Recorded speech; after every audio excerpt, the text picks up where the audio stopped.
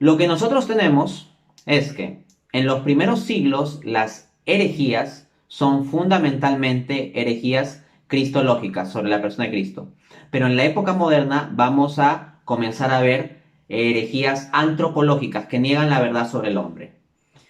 Y en tanto se niega la verdad sobre el hombre, al momento de pensar sobre la construcción en el plano humano de los sistemas políticos o económicos, lo que vamos a encontrar es que eventualmente, por pura secuencia lógica, van a surgir herejías económicas, visiones que están en contra de los principios planteados por la fe cristiana, por el depósito de fe que tenemos en la doctrina social de la Iglesia. Pues bien, claramente en consenso con muchos considero que el más grande teólogo de la historia es Santo Tomás de Aquino. Y en ese contexto quiero mostrar la oposición entre cristianismo y corrientes económicas mundanas, corrientes económicas del mundo, como el liberalismo y el comunismo, con base en el pensamiento de Santo Tomás. Entonces vamos a desarrollar ello. Vamos a hablar del pensamiento económico de Santo Tomás en contraposición con las dos corrientes económicas más conocidas en nuestro contexto, el liberalismo y el comunismo. Pasemos al primer punto de la conferencia, a la cuestión de ¿vale la pena conocer el pensamiento económico de Santo Tomás de Aquino? Pues bien, este año 2021 yo tuve un debate contra Gabriel Zanotti. Pueden encontrar mi debate en mi canal de YouTube. La cuestión a debatir era la compatibilidad de cristianismo o filosofía cristiana y la escuela austriaca de economía, que propone una visión económica liberal, en la cual pues se le da una centralidad al mecanismo de libre mercado o el orden espontáneo de libre mercado, según alegarían los austriacos. Lo que sostuve en tal debate es que en realidad tales extremos son incompatibles. Interesantemente, puedo comenzar esta ponencia trayendo a colación una frase de aquella persona con la cual debatí, del doctor Gabriel Zanotti. Efectivamente, Gabriel Zanotti, en un diálogo en el que participó en la Universidad Francisco Marroquín de Guatemala el 12 de enero de 2017, dice lo siguiente, cito textualmente sus palabras: consejo que siempre doy: si quieren estudiar los precios, estudien a von Mises. Si quieren pensar sobre Dios, lean a Santo Tomás de Aquino. Y por favor, no hagan al revés. Entonces, lo que nos está diciendo él es que si se trata de teología sobre Dios, ahí sí acudamos a Santo Tomás. Pero que si se trata de pensamiento económico, ahí no acudamos a Santo Tomás. Ahí a lo que tenemos que acudir a esas economistas liberales como Ludwig von Mises.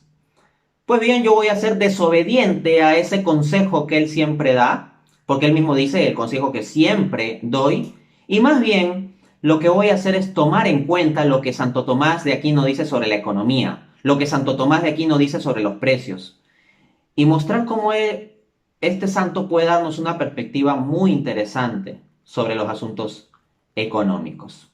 ¿Ok? Entonces, frente a la proclama de Zanotti de para entender los precios lean al liberal von Mises y para entender a Dios lean a Santo Tomás, pues yo diré, para conocer sobre Dios lee a Santo Tomás y para dilucidar la cuestión de los precios lee también a Santo Tomás. De eso se trata, ser tomista. Bien, vamos al punto 2 de la conferencia. Una concepción amplia y profunda de la economía. Esa es la visión que tiene Santo Tomás. Santo Tomás no tiene una perspectiva reduccionista de una especie de núcleo supuestamente técnico y desligado de consideraciones morales. No. Hay que entender que, como ha señalado el gran sociólogo norteamericano Immanuel Wallerstein, por ejemplo en su conferencia famosa titulada Abrir las ciencias sociales, esta idea de separar las ciencias sociales de las humanidades y de separar las humanidades de la filosofía o la teología es un invento del mundo moderno.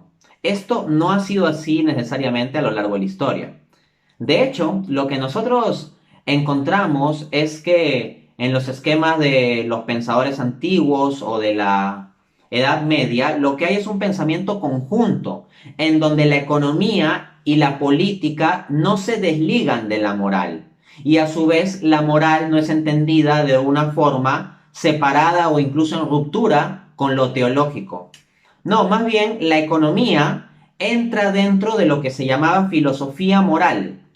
Y la filosofía moral era el estudio de las ciencias sociales en conexión con las humanidades y con una filosofía que estaba iluminada por la teología. Entonces la visión de Santo Tomás de Aquino sobre la economía es una visión que tiene esas características, no es un tecnicismo reduccionista, sino una visión amplia y profunda. Quiero mostrarles este contraste citando a un economista liberal y luego lo que dice Santo Tomás de Aquino.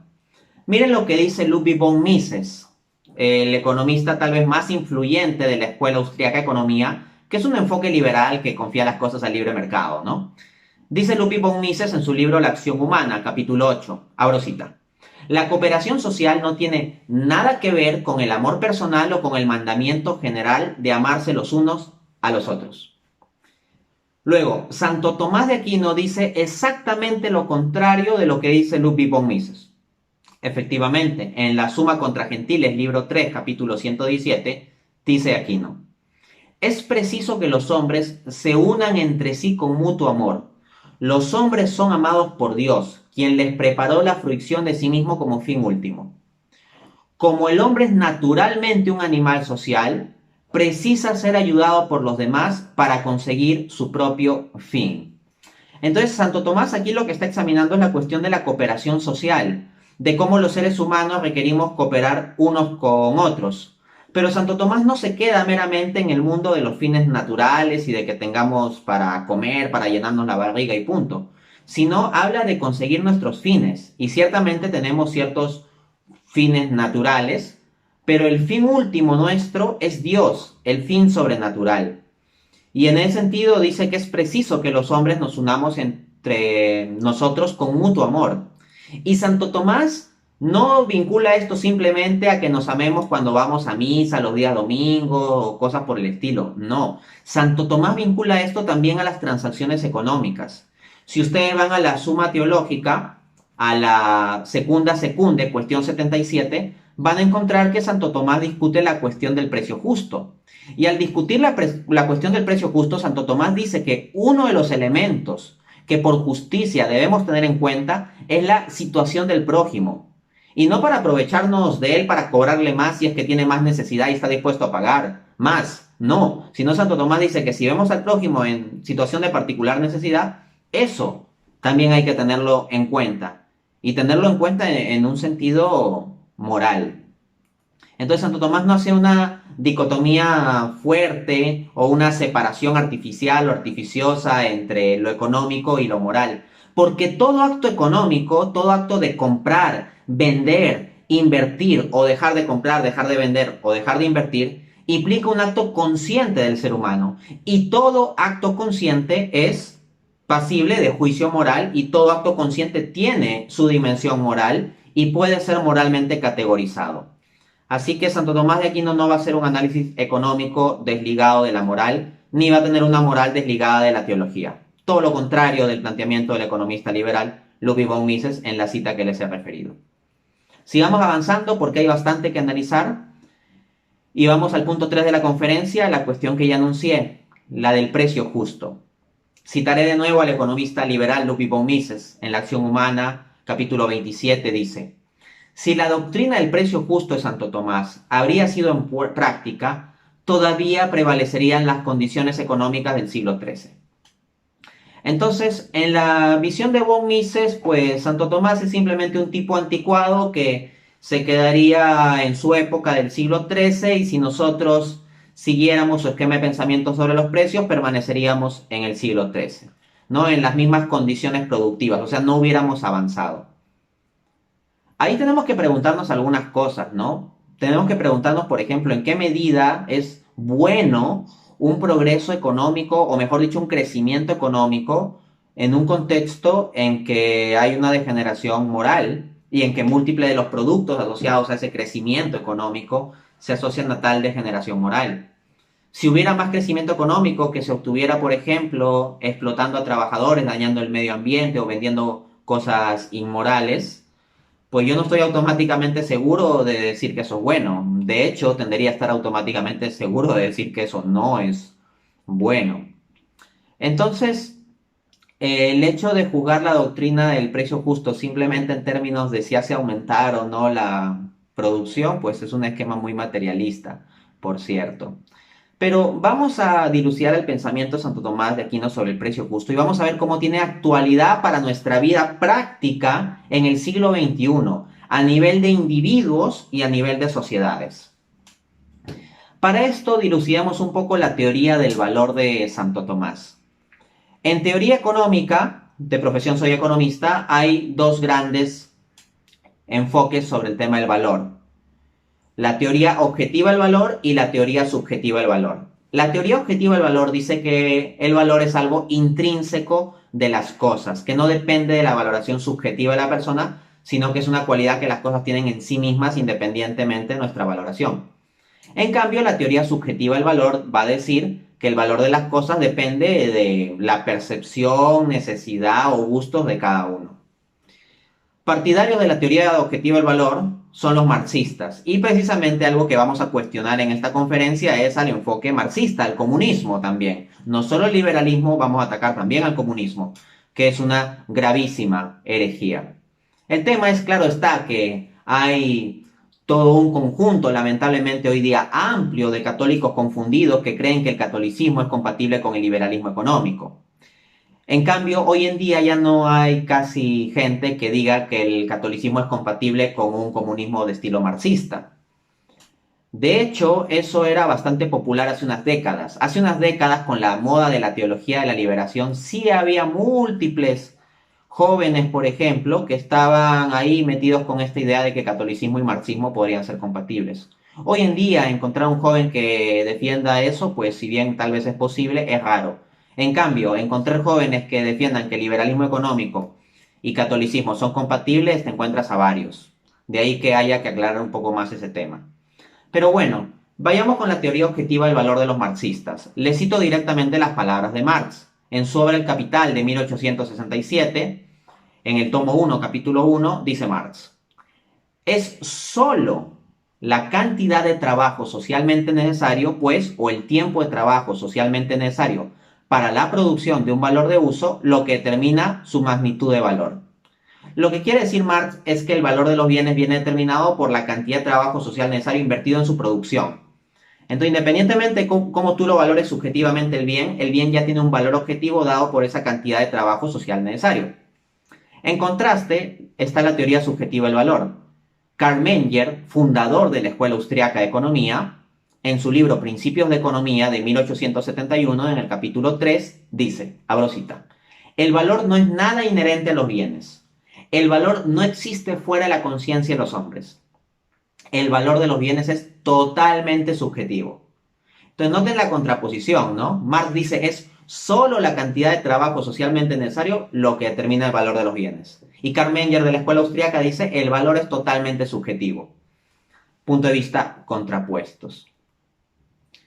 Y lamentablemente hay quienes van con estos distorsionados lentes marxistas o con lentes liberales a leer a Santo Tomás de Aquino y lo quieren hacer parecer más de un lado o del otro, cuando Santo Tomás no pertenece a tal tipo de desviaciones.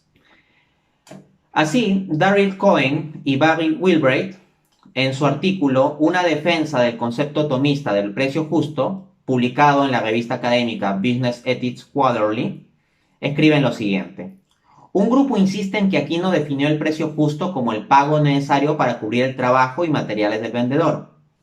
Un segundo grupo arguye vehementemente que el precio justo de Aquino es simplemente el precio de mercado. Aquí argumentamos que ninguna de esas visiones es correcta. Bueno, estoy de acuerdo con esos autores. Santo Tomás no era partidario de una teoría objetiva del valor ni una teoría objetiva del precio justo, en donde el precio justo se determine simplemente por el costo de producción o el tiempo de trabajo social necesario o los materiales invertidos. Pero al mismo tiempo, Santo Tomás tampoco decía que el precio justo fuera simplemente el precio de libre acuerdo de las partes independientemente de otras consideraciones y punto, como si fuera solo el precio del mercado. Santo Tomás sobre todo considera que el precio justo es el que determina, se determina entre personas justas, entre personas con virtud moral que tienen consideración a todo un conjunto de aspectos. ¿Cuáles aspectos son estos? Citemos directamente a Santo Tomás. Santo Tomás de Aquino, Suma Teológica, Secunda Secunde, cuestión 77, artículo 1, respuesta. Dice, podemos tratar de la compraventa, que sería la transacción de mercado, ¿verdad? En cuanto accidentalmente redunda en la utilidad de una de las partes y en detrimento de la otra. Por ejemplo, cuando alguien tiene gran necesidad de poseer una cosa y otro sufre perjuicios si se desprende de ella. En este caso, el precio justo debe determinarse de modo que no solo atienda a la cosa vendida, sino al quebranto que ocasiona el vendedor por deshacerse de ella. Noten esta última frase de Santo Tomás. Dice que el precio justo se determina no solo atendiendo a la cosa vendida. Cuando Santo Tomás dice la cosa vendida se está refiriendo al valor objetivo, o mejor dicho, a la dimensión objetiva del valor. El peso o tamaño de la cosa, su duración, características, condiciones de producción, materiales, etc. Lo que determina la cosa en sí, objetiva. Pero también dice que hay que tomar en cuenta el quebranto que ocasiona al vendedor deshacerse de ella. Entonces toma en cuenta el carácter subjetivo del vendedor. Entonces en Santo Tomás la determinación del precio justo incluye tanto elementos objetivos como subjetivos. ¿Por qué? ¿Qué es el valor? La visión sobre la cual yo como economista he llegado en el tema de la teoría del valor rechaza tanto a marxistas como a austriacos. No considero que el valor de los bienes económicos sea totalmente objetivo ni totalmente subjetivo, sino que el valor es una relación entre sujeto y objeto, entre la persona que tiene ciertas necesidades o preferencias y el objeto que tiene ciertas características.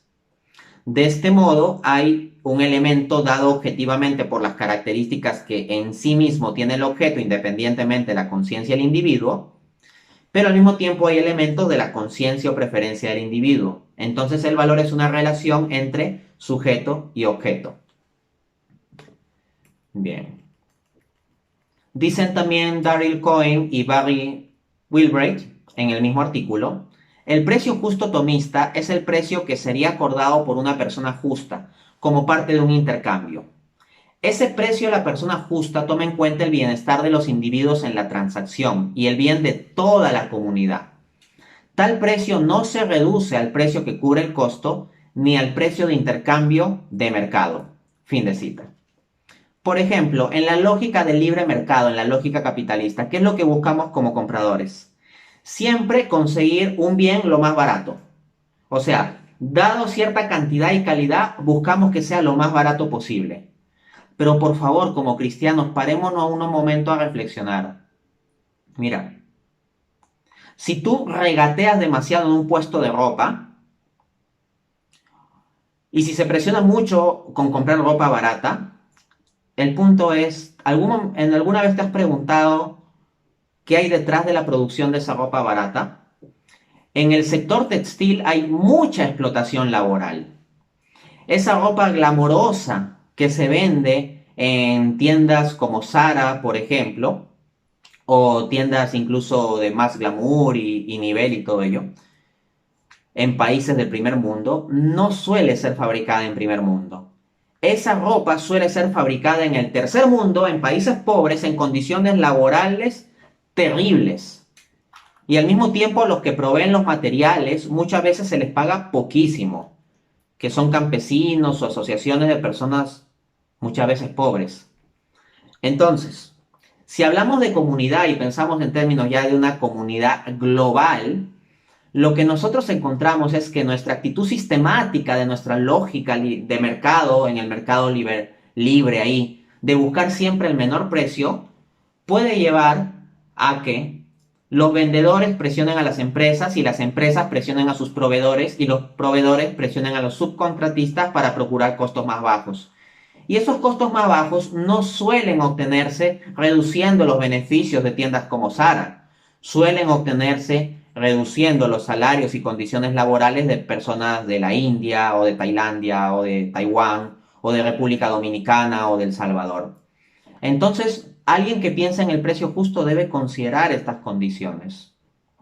Asimismo, algo que a mí me parece una absoluta aberración y que es todo lo contrario de cómo un cristiano debería actuar en la economía según estos principios tomistas, que están en sintonía con el Evangelio, que son una aplicación de la verdad del Evangelio, es cómo somos obsesivos en regatearle a los taxistas o a las señoras que venden verdura en el mercado. Eso es una absoluta aberración. ¿Cuántos tienen por sueño ser taxistas y disfrutan extremadamente del trabajo de ser taxista?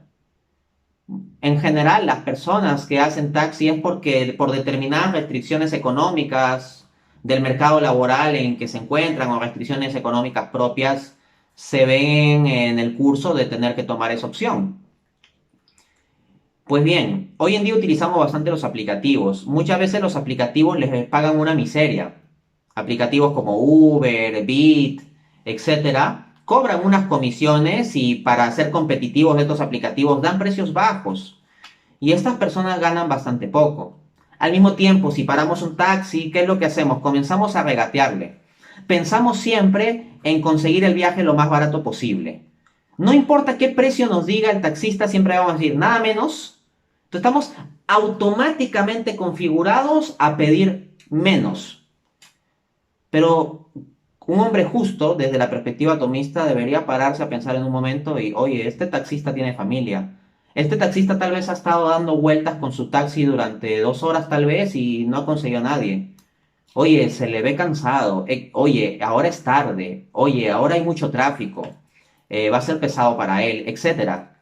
Oye, ahora está haciendo mucho calor, así que para él será muy pesado estar tanto en el sol. Creo que sería justo que le pague un tanto más.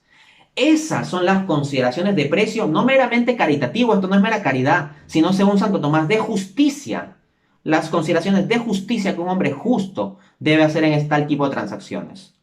Así que quien escuche esta conferencia, por favor, de aquí en adelante no esté regateando excesivamente a las señoras que venden verdura en el mercado, que no son multimillonarias, ni a los taxistas.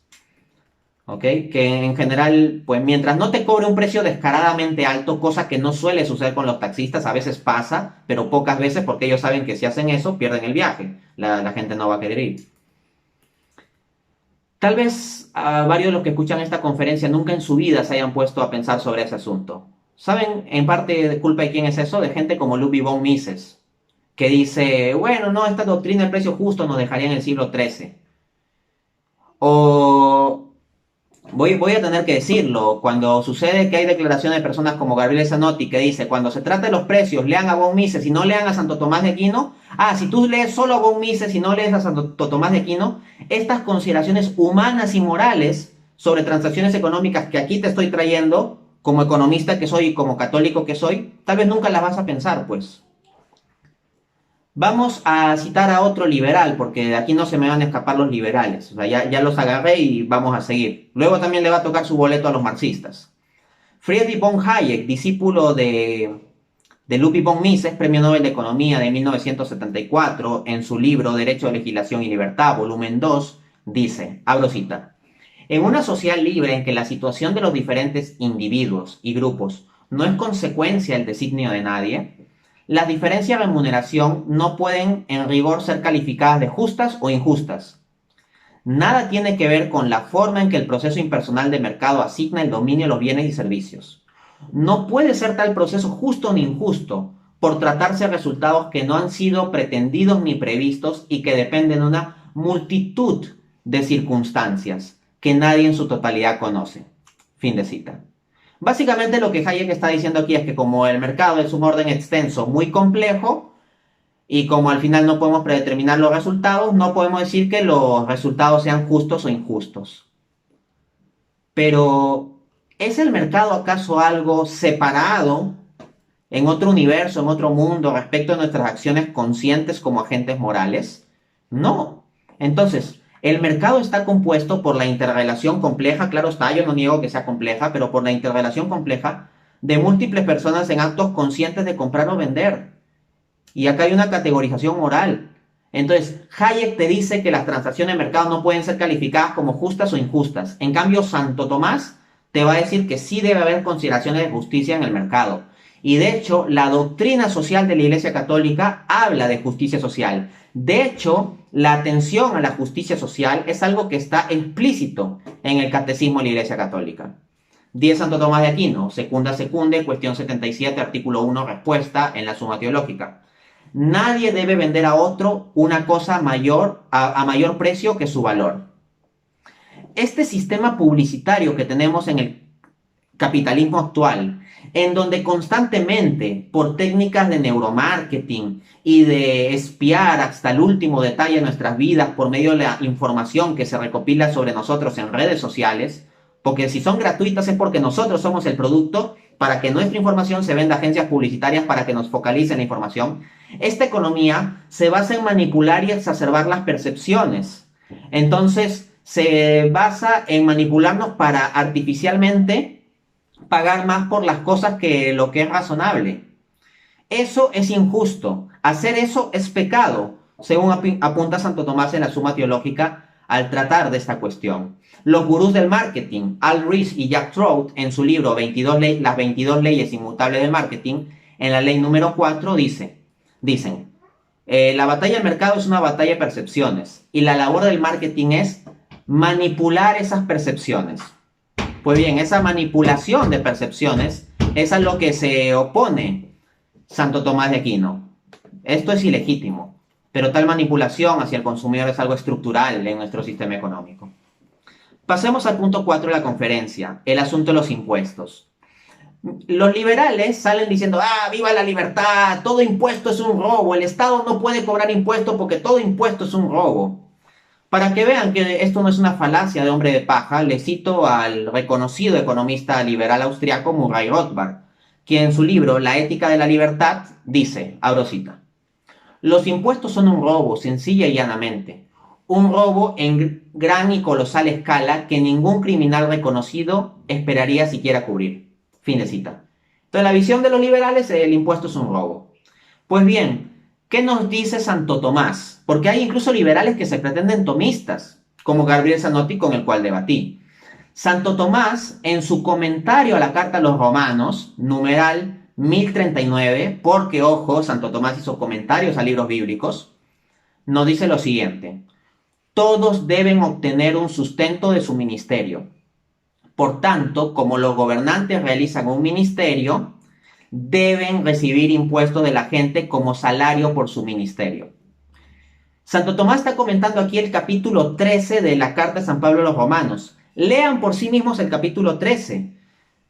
El apóstol Pablo dice, sométanse a las autoridades, y a quien le deban tributo, páguenle tributo, a quien deban impuesto, páguenle impuesto. San Pablo no viene con esas tonterías de decir, todo impuesto es un robo.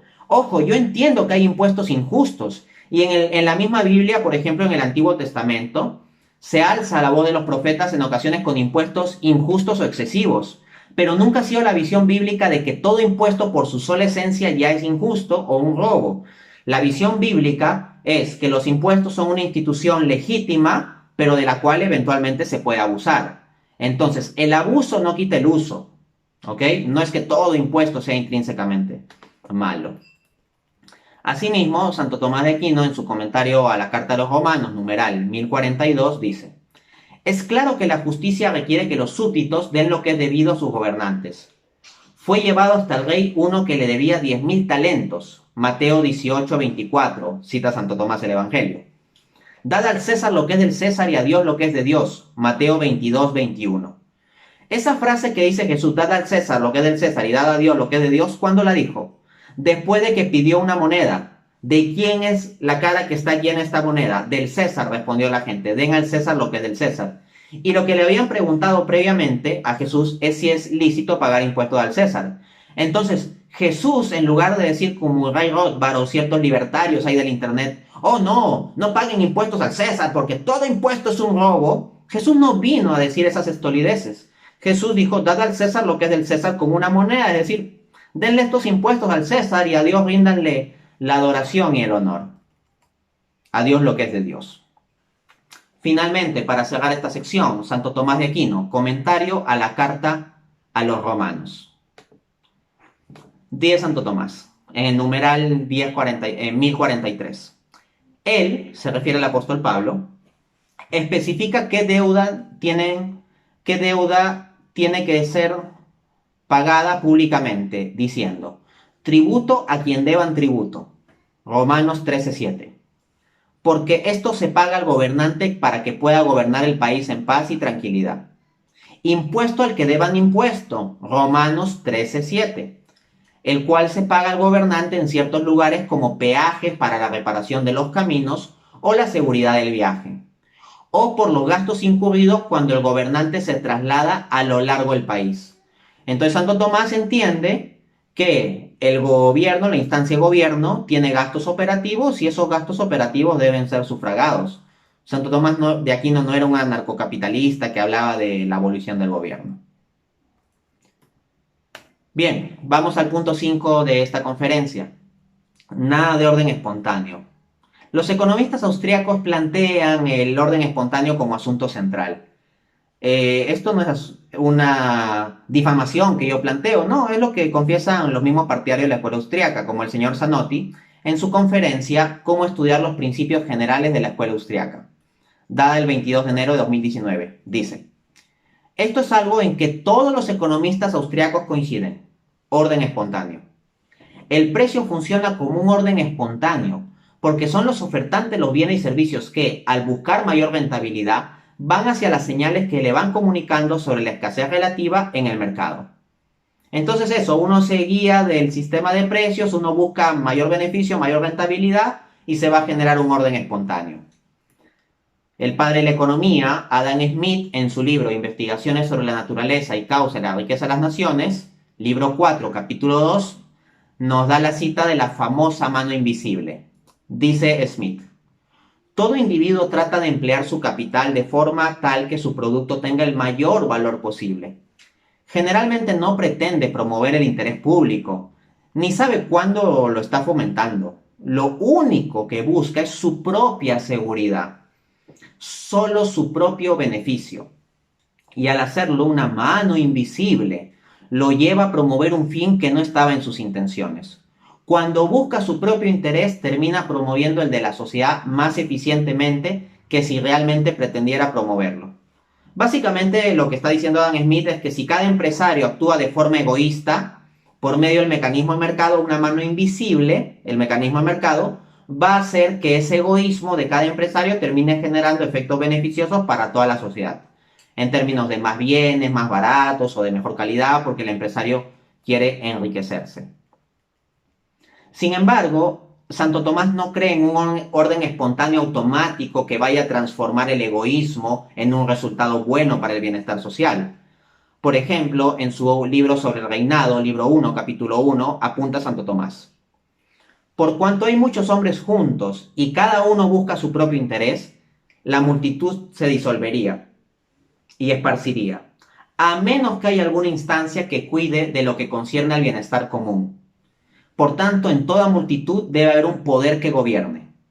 Santo Tomás no creía en un orden espontáneo en que decía, bueno, cada hombre egoísta, dejado a su libre egoísmo, va a ser llevado por una mano invisible a que se genere el bien común. No, Santo Tomás dice que es necesario que haya una instancia de gobierno, un Estado, por ejemplo, o un reinado, que se ocupe del bien común. Santo Tomás de Aquino no ve el bien común como un subproducto automático de la dinámica libre de transacciones económicas de los individuos privados. Santo Tomás establece que se va a requerir de una instancia pública con poder, un gobierno, para que haya una estructura ordenada. Asimismo, en la Suma Teológica, prima secunde, cuestión 85, artículo 3, respuesta dice, en cuanto a la razón, se refiere al ser humano, está la herida de la ignorancia. En cuanto a la voluntad, está la herida de la malicia. En cuanto al concupiscible, está la herida de la concupiscencia. Santo Tomás de Aquino está hablando aquí de los efectos del pecado original sobre el hombre. Entonces, si nosotros como consumidores estamos afectados por el pecado original y los productores, los empresarios están afectados por el pecado original, pues lo que se va a dar es que si dejamos las cosas a la mera dinámica del libre mercado, no necesariamente todo va a salir bien. Al contrario, se pueden terminar generando y enraizando muchas estructuras de pecado. Punto 6 de la conferencia, ya vamos acercándonos al final. Intervención sí, intervencionismo no. Me explico.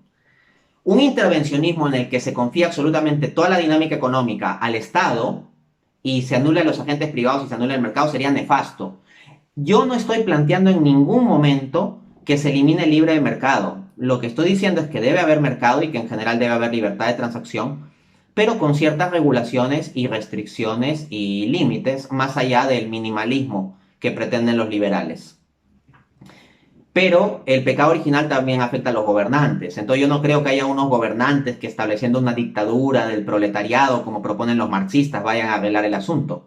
Más bien en los países en los cuales se ha intentado establecer una dictadura marxista por el bien del pueblo, lo que se ha terminado es oprimiendo al pueblo, creando un infierno social y un gran desastre económico. Corea del Sur, o perdón, Corea del Norte, porque Corea del Sur es bastante exitosa, con su capitalismo que tiene intervención del Estado, por si acaso, no es un capitalismo liberal el de Corea del Sur. Pero Corea del Norte, con esa cosa rara comunista que intenta hacer, pues un país fracasado y totalitario. Cuba, Venezuela, son ejemplos de tal tipo de fracaso. Yo no digo que estos países reflejen exactamente lo que dice la teoría Marx. De hecho, la existencia de tales países en cierto modo contradice la teoría de Marx. Porque Marx lo que esperaba es que la revolución comunista surja en los países capitalistas más avanzados, no en países capitalistas pobres. Ahí Marx se equivocó gravemente. Bueno, volviendo a esto. Punto 6. Intervención sí, intervencionismo no. Miren lo que dice Marx, ahora ya le toca golpe a los comunistas. Golpe intelectual, claro está, ¿no? Yo siempre golpeo con el intelecto, con las palabras, con el argumento. Eso es mucho más fuerte, eso es lo que queda. Karl Marx y Friedrich Engels, el Manifiesto Comunista, 1848, dicen, abro cita, la primera etapa de la revolución obrera es la constitución del proletariado en clase directora. Eso clase directora me suena a dictadura. De hecho, ellos hablan de la dictadura del proletariado. Bueno, sigo la cita. La conquista del poder público por la democracia. Lo que pasa es que ellos le llaman democracia al dominio dictatorial de un partido proletario. ¿Ok? Eso es lo curioso de ellos. Sigo citando. El proletariado se servirá de su supremacía política. Proletariados son los obreros. Para arrancar poco a poco todo el capital a la burguesía. Para centralizar todos los instrumentos de producción en manos del Estado, es decir, del proletariado organizado en clase directora, y para aumentar rápidamente la cantidad de fuerzas productivas. En suma, Marx y Engels están planteando en el Manifiesto Comunista una economía dirigida por el Estado y un Estado dirigido por la dictadura del Partido Obrero, de los proletarios. Santo Tomás no estaba de acuerdo con tal tipo de intervencionismo omnipresente del Estado. Santo Tomás no es un partidario del estatismo, ni yo tampoco. Hablar de ciertas intervenciones o ciertas regulaciones no es lo mismo a ser un partidario del estatismo. Así, Santo Tomás, en la Suma contra Gentiles, libro 3, capítulo 71, dice, lo mejor de cualquier gobierno es que todas las cosas gobernadas sean atendidas conforme a su modo de ser. Pues en esto consiste la justicia del régimen. Sería contra la razón del régimen humano que el gobernador de la ciudad impidiese a los hombres el ejercicio de sus propios oficios, a no ser circunstancialmente por alguna necesidad. ¿Qué quiere decir esto? Que Santo Tomás está de acuerdo, así como yo también he apuntado, que la dinámica económica en general debe ser libre, eso sí, pero al mismo tiempo, si es que hay alguna necesidad o circunstancia, se deben establecer ciertas restricciones. Esto sí. Entonces Santo Tomás es partidario de cierta intervención, pero jamás del intervencionismo. Y yo tampoco soy partidario del intervencionismo. Solo que hay ciertos liberales o ciertos marxistas que solo son capaces de pensar en dos opciones, en blanco y negro, y no se dan cuenta que hay plomos y grises e incluso rojo, amarillo y anaranjado. Que el mundo real es mucho más complejo que sus ideologizaciones reduccionistas sobre el ser humano y sobre la economía. Asimismo, en la Suma Teológica Secunda Secunde, cuestión 77, artículo 1, solución 1, dice el santo. El precio justo de las cosas no está fijado con precisión matemática, sino que depende de cierta estimación, de modo que una pequeña adición o sustracción no parecería destruir la equidad de la justicia. O sea, Santo Tomás no está diciendo que hay una fórmula matemática para determinar exactamente con 8 decimales el precio justo y que si no lo cumples automáticamente tiene que ir el Estado a encarcelarte o a restringirte. No. Santo Tomás de Aquino dice que puede haber cierto margen. Entonces, eso, ¿no? Santo Tomás entiende que hay cierto margen de acción de los individuos libres en los cuales, pues, se puede actuar sin romper gravemente la justicia o incluso sin romper la justicia, porque esto no es un asunto de precio matemática. Entonces, Santo Tomás no sería partidario de un control de precios masivos y yo tampoco lo soy. Soy partidario yo de cierta regulación de precios en ciertas ocasiones o por ciertas razones muy puntuales para ciertos bienes o ciertos mercados específicos. No soy partidario de un control absoluto de precios. Así que considero que un sistema marxista en el cual el Estado controle la economía es una locura, es inmoral e ineficiente. Finalmente, punto 7 de esta conferencia, propiedad privada. Miren lo que dice Marx y Engels en el Manifiesto Comunista de 1848, cito: los comunistas pueden resumir su teoría en esta fórmula única: abolición de la propiedad privada. Así que no importa qué cuentos te venga a contar un comunista, si es que es comunista, pues mira lo que dice el propio Marx sobre lo que resume el comunismo: la abolición de la propiedad privada. En cambio, Santo Tomás defiende la legitimidad de la institución de la propiedad privada como derecho secundario. El derecho legítimo, secundario, derivado, sí, pero legítimo y fundamental para el ser humano.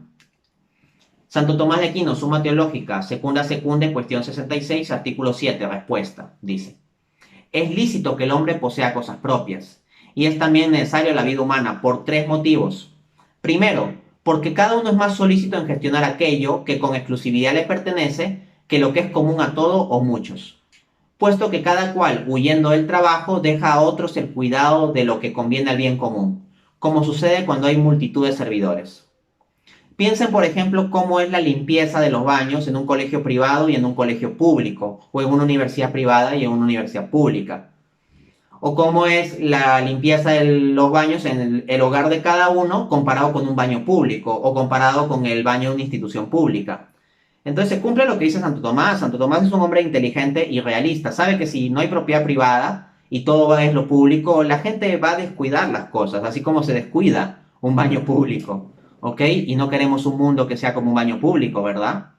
Pues por eso es que yo me opongo al marxismo también. Yo no quiero un mundo como un baño público. Segundo, porque se administran más ordenadamente las cosas humanas si a cada uno le incumbe el cuidado de sus propios intereses. Sin embargo, reinaría la confusión si cada cual se cuidara de todo indistintamente. Tercero, porque así el estado de paz entre los hombres se mantiene si cada uno está contento con lo suyo. De ahí que veamos que entre aquellos que en común y de modo indiviso poseen alguna cosa, se suscitan más frecuentemente contiendas. Santo Tomás es un hombre tan realista que en este último comentario, ¿sabes en el fondo de qué te está hablando? De cuando hay una herencia que deja la abuela y todos los hermanos se quieren sacar los ojos y se matan entre sí con tal de conseguir una porción de la herencia mientras no se haya dividido la herencia. O sea, Santo Tomás entiende que cuando hay algo que se deja en común a un grupo de gente, muchas veces va a surgir conflicto sobre qué porción le toca a cada uno. Entonces es mejor que los derechos de propiedad estén bien establecidos. Vemos pues que en Santo Tomás de Aquino hay elementos sumamente interesantes para tener una visión económica sensata, realista y al mismo tiempo con principios morales cristianos, en contra de lo que sería un esquema como el comunismo o el liberalismo. Muchas gracias.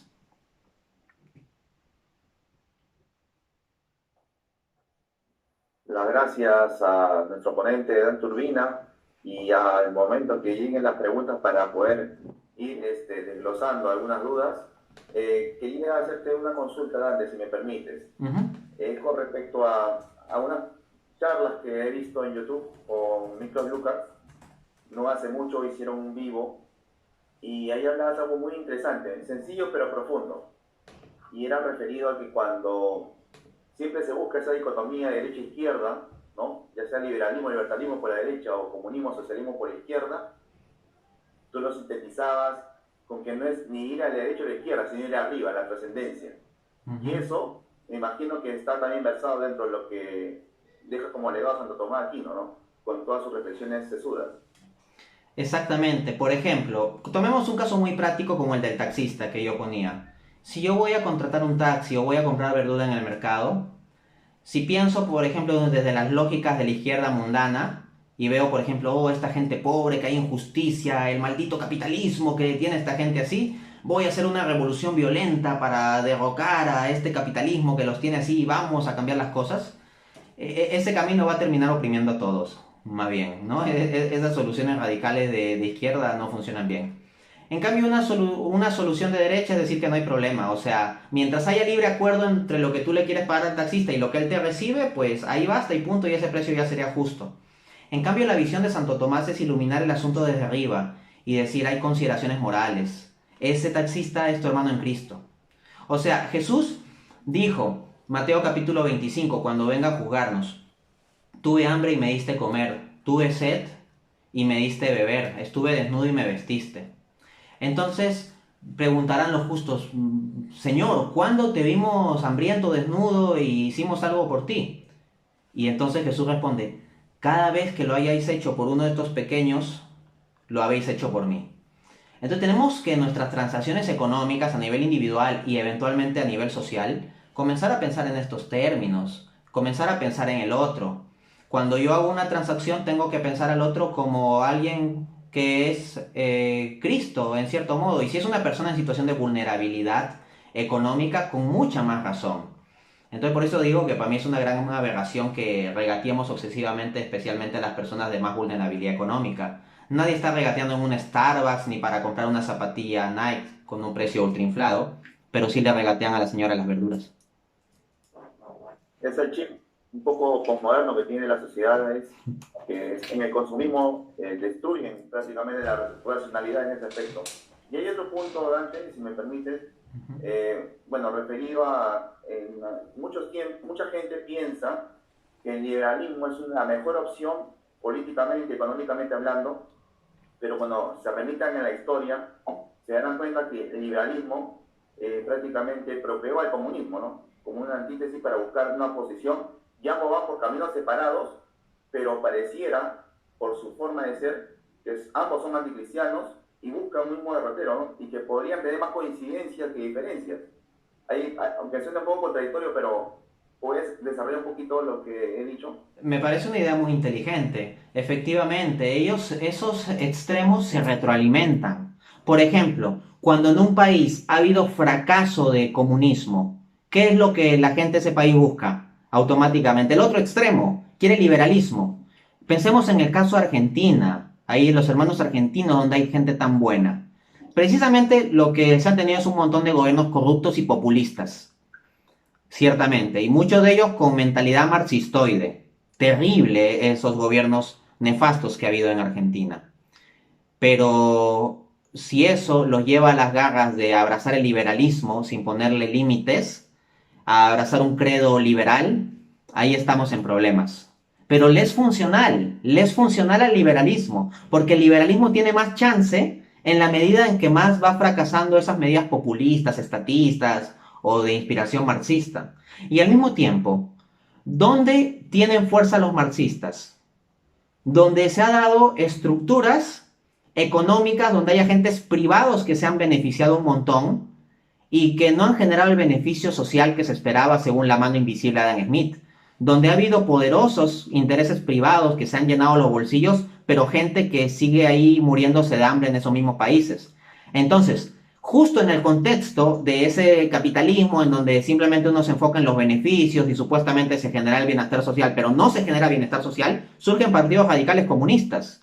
Entonces, los fracasos del liberalismo engendran al monstruo comunista y los fracasos del comunismo engendran al monstruo liberal. Y estos monstruos mutuamente se van retroalimentando. Ahí, por ejemplo, en nuestra Latinoamérica, que tanto ha sufrido con estas serpientes.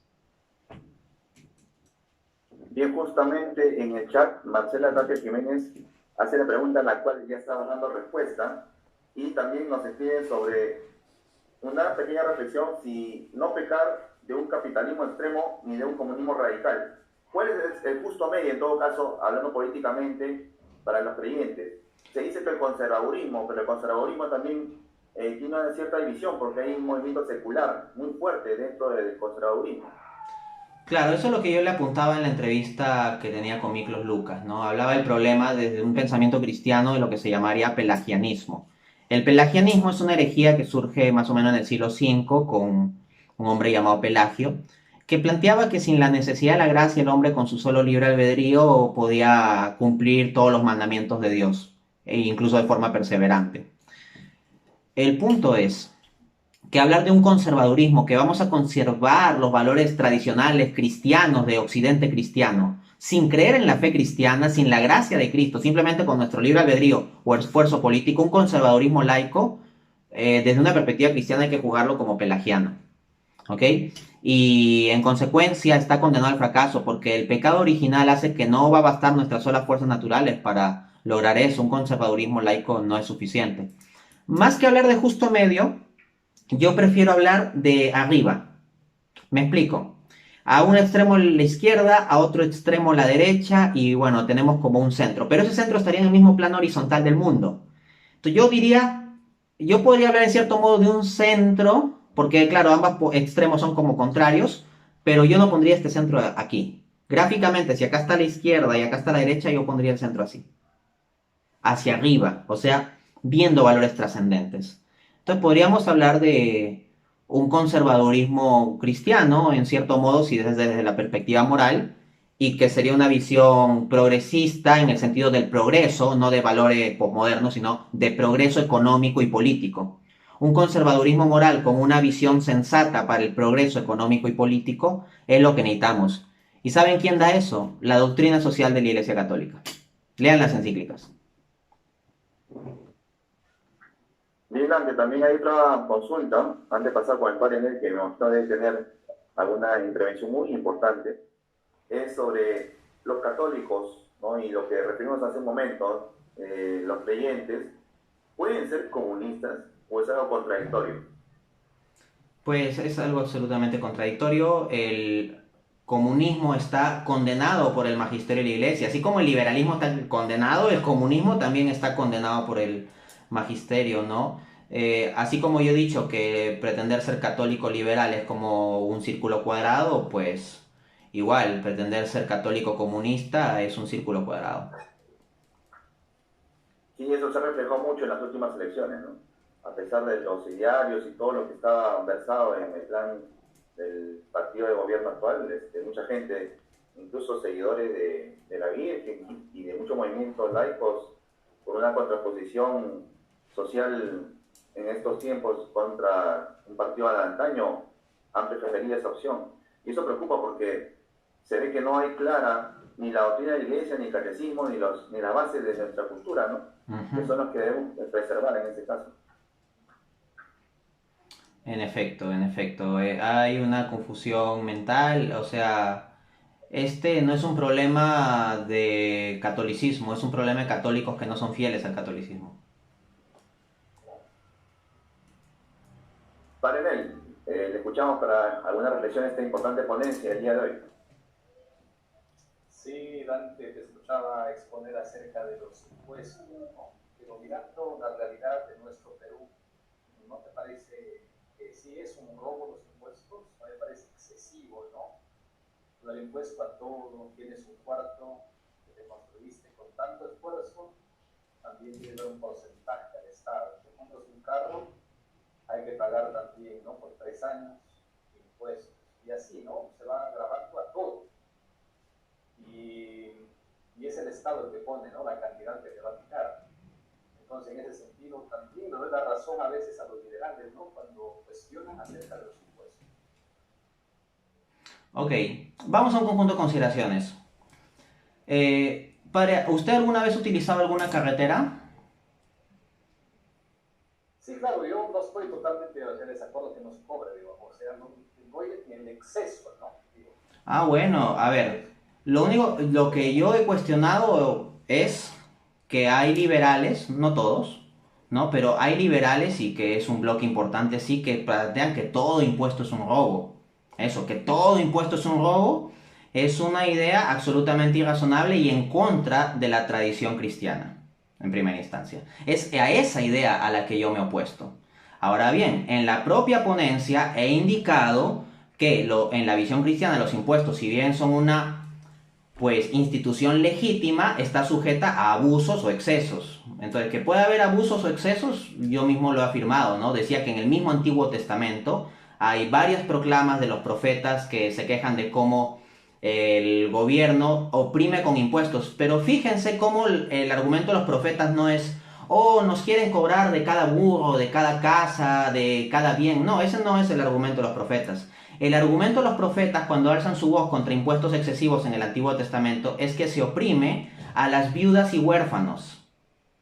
Entonces, ¿qué pasaría, por ejemplo, en un sistema en donde se estén cobrando impuestos a los que, digamos, tienen automóviles o a los que tienen determinadas casas, o sea, impuestos estándar sobre ciertos bienes importantes, ¿no? Como automóviles y casas, y que con eso se forme un fondo para atender, por ejemplo, a viudas y huérfanos. Yo no estoy automáticamente seguro que los profetas del Antiguo Testamento se habrían opuesto a tal tipo de impuestos. Entonces yo prefiero estar más en línea con el argumento de los profetas. Ahora, en cuanto al caso peruano, pues cada caso hay que evaluarlo según sus méritos. Entonces, lo que hay que analizar es los distintos impuestos que hay. Porque hay el impuesto sobre la renta, hay el impuesto del IGB a las ventas, hay impuestos de propiedad, hay impuestos especiales a empresas mineras, etc. Entonces, para hacer un análisis como economista ya de la cuestión de los impuestos en un país concreto como Perú, tendría que ver los distintos tipos de impuestos. Por supuesto, creo que debe haber importantes reformas en el sistema impositivo y sobre todo reformas más sustanciales en la ejecución del gasto público con esos impuestos. En eso sí estoy de acuerdo. Pero mi análisis es un análisis más pragmático y específico de ver cuáles son las partidas de impuestos y las partidas de gastos y qué podemos hacer para realizar buenos ajustes. Mi principio no es que, digamos, porque a alguien le cobren por un impuesto, por tener un automóvil, ya, esto es un robo. Porque hay múltiples bienes públicos que nosotros comúnmente usamos y no los estamos pagando.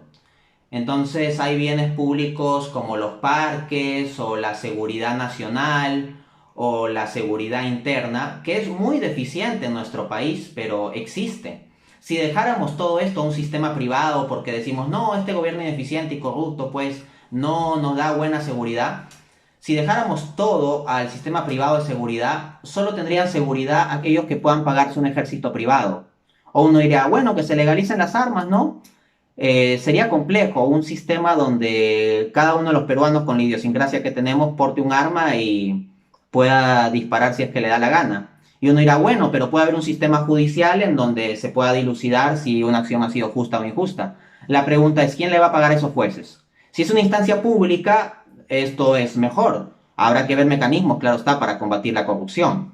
Pero si a los jueces se les paga por un acuerdo privado de mercado, bueno, un hombre injusto que haya cometido una injusticia puede pagar más a un juez privado y como el juez privado se mueve por la lógica de mercado, fallará en función de beneficiar a ese hombre injusto. Entonces yo creo que hay que tener en cuenta esas consideraciones. Bueno, yo te puse, ¿no?, el caso también de la camioneta, de la casa, del cuarto, ¿no? También, para poner un caso, ¿no?, de una señora pobre que años tuvo que trabajar para comprarse un perrito por dentro manchado. Y luego se le presentó pues bastantes apuros económicos con la hija y tuvo que vender. Y de esa venta, que lo vendió a 60.000, el Estado se llevó 12.000. Es una persona pobre. Claro. Como decía, entonces hay que ir a la consideración de la persona, ¿no? Porque, por ejemplo, si aplicamos un impuesto a personas que tienen mansiones, un impuesto, digamos, adicional de 1% a personas que tienen mansiones y formamos un fondo para subsidiar construcción de vivienda a personas pobres como la señora que me dice, pues puede haber un sistema más equilibrado, ¿no? Pero sí, yo estoy de acuerdo en que debe haber ajustes sobre el sistema de impuestos, sobre todo en aquello que oprima a las personas más pobres, en línea con los profetas del Antiguo Testamento. Claro, y en ese sentido, ¿no? Uno va a Chabuco Granda y se pone conversar con los que venden picarones y se encuentra con la misma situación. Esa gente no es necesaria. Saque el ancho, trabaja duro y el Estado se lleva una parte. Claro, debería haber una menor presión impositiva para esta población, que de hecho esta población consume más en el sentido de que más por proporción de su ingreso lo gasta en consumo y eso genera dinámica económica. En cambio, tenemos empresas como Movistar, como Telefónica, Movistar, que le deben un montón de dinero al Estado y no pagan, y el Estado no presiona eso, ¿no? Muchas veces el Estado peruano lo que hace es perseguir a los pequeños contribuyentes, a bodeguitas de zonas pobres, y les ciega porque no han pagado impuestos. Pero bien que le tolera a grandes empresas que no estén pagando impuestos. Entonces, mi argumento es sí que debe haber un ajuste del sistema impositivo, ¿no? Pero algo que sería prioritario es hacer que las grandes empresas paguen impuestos, por ejemplo. Bien, acá también en el chat, entonces, no, si nos permites, hay Ujú.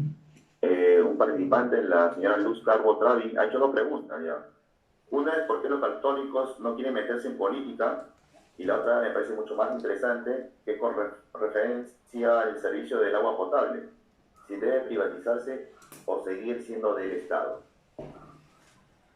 A ver, no tenemos nosotros estructuras políticas católicas construidas, por ejemplo, en el caso de Perú. O sea, un católico que quiera meterse a política con principios católicos tendría que construir todo desde cero. O sea, ¿cuál país es realmente católico? Le voy a contar una anécdota. En una ocasión, un conocido mío al que yo aprecio mucho, pero no debo dar datos demasiado específicos tampoco, me invitó a una reunión del Partido Popular Cristiano. Yo no tengo absolutamente ningún interés partidario por ese lado, pero me pareció una experiencia interesante participar de una reunión interna y a ver cómo es, o sea, de qué hablan en una reunión interna de partido. Y se comenzó a dialogar sobre distintos temas. Llegó la cuestión de la gestión económica y yo participé y realicé una cita de la encíclica Centésimos Annus de Juan Pablo II, o sea, de la doctrina social de la Iglesia. En teoría, el Partido Popular Cristiano lo que busca es reflejar esto, porque es popular para el pueblo y es cristiano, entonces la doctrina social de la Iglesia y todo ello. Inmediatamente lo que sucedió después es decirme, no, nosotros no somos un partido religioso, tú no tienes por qué venir a traer esos elementos aquí para juicios sobre lo que debemos hacer o no, en realidad esto no es algo que nos vincula a nosotros, etcétera, etcétera. Entonces, claro, tú metes un elemento católico vinculante para los católicos en un partido que supuestamente refleja y quiere llevar a la práctica estos valores y automáticamente te cae una inquisición inversa encima, ¿no? O sea, hoy en día la inquisición es ya que no puedes hablar de valores católicos o pensamiento económico católico. Entonces, algo que dificulta bastante la entrada de católicos a política es que no hay una estructura política católica de partidos o movimientos que sea suficientemente fuerte. Uno tiene que construir desde cero y construir toda una estructura de partido desde cero requiere mucho dinero, mucho dinero. En la práctica, entonces, muchos católicos que entran a política terminan aliándose con protestantes o con determinados grupos conservadores. Que eso se puede entender, pero ya esas alianzas implica también dejar ciertas cosas de lado, porque cuando tú haces una alianza, tienes que renunciar a ciertas cosas, ¿no? Entonces es una dificultad. La segunda pregunta en cuanto a la privatización del agua, pues pensemos lo sensible que es el asunto del agua, ¿no? Ya, la lógica de mercado es dirigir las cosas ahí donde hay dinero. Esto lo decía el economista premio Nobel de 1970 Paul Samuelson en su libro Economía, que el mercado sigue votos monetarios. De este modo, dice Paul Samuelson, este economista defensor del capitalismo, el gato de un hombre rico puede beberse la leche que necesita para subsistir un niño pobre que puede estar a punto de morir de hambre. Luego se pregunta Paul Samuelson, ¿significa esto que el mercado no funciona? No, funciona perfectamente, porque el objetivo del mercado es seguir los votos monetarios. Entonces, luego, pues se puede plantear otro mecanismo para que el niño pobre pueda acceder a leche, como un subsidio o una intervención del Estado o lo que sea. Pero si lo dejamos solo a la instancia privada, pues puede darse ese caso, que la leche que un niño que está a punto de morir necesita, el mercado más bien lo asigne a un gato de un hombre rico porque el hombre rico paga más. Entonces yo veo un peligro muy grave si es que se establece un sistema de total privatización de algo tan fundamental como el agua, ¿no? Perfecto, Dante. Muchas gracias nuevamente por esta excelente ponencia, porque hay que dar luces que, como ayer también la otra China Nolino, la política, la economía y la filosofía van de la mano. y si tiene un sostén espiritual sólido, como el cristianismo propone en la doctrina de la Iglesia, se puede hacer mucho más, mucho bien. Lamentablemente esa distorsión del posmodernismo ha atropellado demasiado a la institucionalidad de la Iglesia y eso advierte que hay mucha confusión en la gente. Y ponentes como usted, como la doctora China Brandolino, pueden dar luces al respecto. Yo más bien, antes de terminar mi parte, quisiera que usted diera una reflexión, un llamamiento a los jóvenes especialmente, que están empezando a estudiar en la universidad una carrera así como la de usted, economía, derecho, filosofía, cómo enfocar lo que llamamos batalla cultural de la mano con la batalla espiritual, para que las cosas vayan cambiando de a poco, porque es un proceso largo, ya que mucho tiempo también se dejó de hacer cosas, y este pasivo es el que se está viviendo en estos momentos. Perfecto. Jóvenes, los jóvenes son una gran esperanza y al mismo tiempo tienen una gran responsabilidad. Conseguir grandes cosas implica pagar un alto precio. Necesitamos jóvenes que sean capaces de renunciar y comprometerse. Hoy en día prácticamente no hay eso. Los jóvenes no quieren comprometerse y no quieren renunciar a nada. Quieren tener vidas cómodas en donde se las pasen tirados en el sillón viendo sus tonterías en redes sociales. Pero sé que esta conferencia puede llegar a jóvenes que son capaces de tomar un compromiso por ayudar a construir un mundo mejor desde sus profesiones y de comenzar a dejarse iluminar de esos rayos que vienen de lo alto y que le van a permitir actuar en el mundo. No se dejen jalonear por la izquierda o la derecha de la realpolitik que tenemos, sino déjense iluminar por Dios. Y esa iluminación los va a conducir. Y por favor, actúen desde esa luz y sean luz del mundo en todas las dimensiones de su vida. No solo para la iglesia o el grupo parroquial o la vida familiar y punto. Lleva esa luz a tus decisiones políticas cuando votas, a tus opiniones cuando escribes en Twitter, en Facebook, en WhatsApp. Lleva esa luz en tus transacciones económicas, en tus decisiones políticas, económicas, sociales, morales, qué es lo que apoyas y a qué es lo que te opones. En resumen, sean íntegros y coherentes, aunque sea difícil. Si el mundo está contra la verdad, pues nosotros estamos contra el mundo.